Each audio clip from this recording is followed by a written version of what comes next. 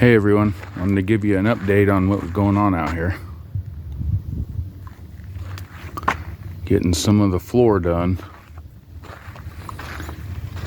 We finally got some rain last night. It rained about an inch.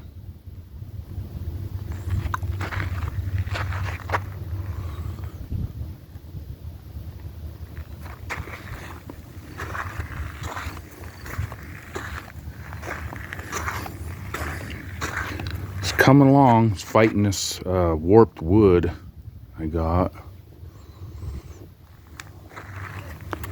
But everything's level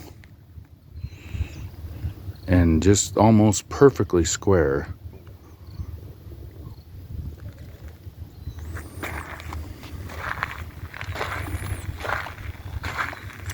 Gonna keep plugging along.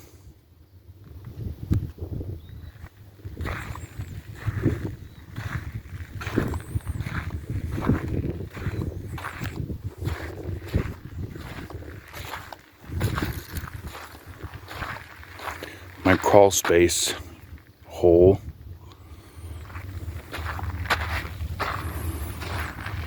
And I got the riser in for my sewer. The septic's gonna go out there about 30 feet out.